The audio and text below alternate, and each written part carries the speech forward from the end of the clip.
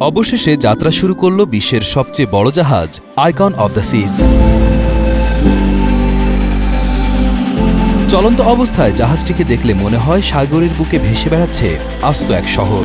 আয়তনে 4টি ফুটবল মাঠের সমান আইকন অব দ্য সিজ এই মুহূর্তে বিশ্বের সবচেয়ে বড় ক্রুজ শিপ। 27 জানুয়ারি মার্কিন যুক্তরাষ্ট্রের মিয়ামি বন্দর থেকে ক্যারিবিয়ান দ্বীপপুঞ্জের উদ্দেশ্যে যাত্রা শুরু করে টাইটানিকের চেয়েও 5 গুণ বড় বিশাল এই জাহাজটি। 20 তলা বিশিষ্ট এই প্রমোত্তরিতে রয়েছে 15টি রেস্তোরাঁ, 7টি সুইমিং পুল, পার্ক, আকর্ষণীয় water slide, fitness centre, casino সহ বিনোদনের অভিনব সব আয়োজন।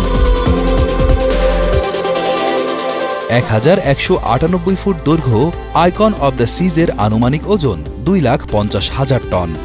জাহাজটিতে রয়েছে বিভিন্ন ক্যাটাগরির 2,805টি কেবিন, যেখানে থাকতে পারবেন 7,600 অতিথি।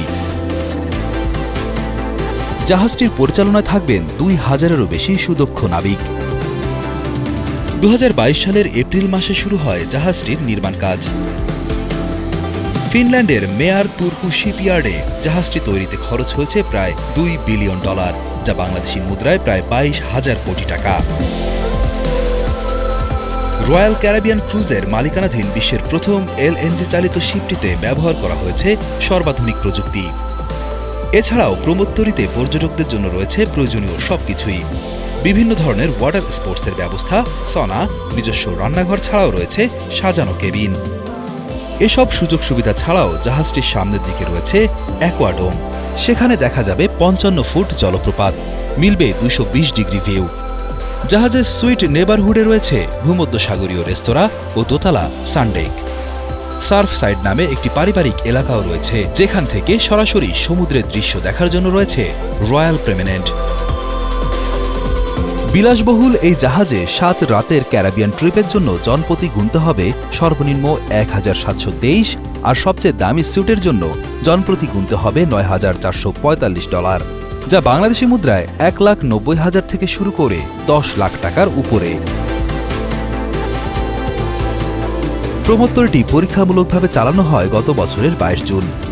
সে সময় ট্রায়াল রানে কয়েকশো মাইল পথ ভ্রমণ করে আইকন অব দ্য সিজ।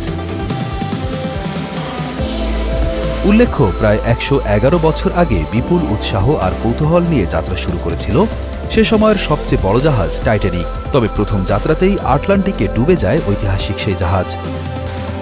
তারপর কত শোক গাথা, গল্পগাথা, চলচ্চিত্র সেই জাহাজকে ঘিরে। দিন গেছে, তারপর টাইটানিকের চেয়ে আরও বড় জাহাজ এসেছে, কিন্তু টাইটানিকের মতো বিশ্ববাসীর মনের গভীরে আর জায়গা হয়নি কোনোটির। এখন দেখার বিষয় আইকন অব দ্য সিজ নতুন করে বিশ্ববাসীর মনে জায়গা করে নিতে পারবে কিনা।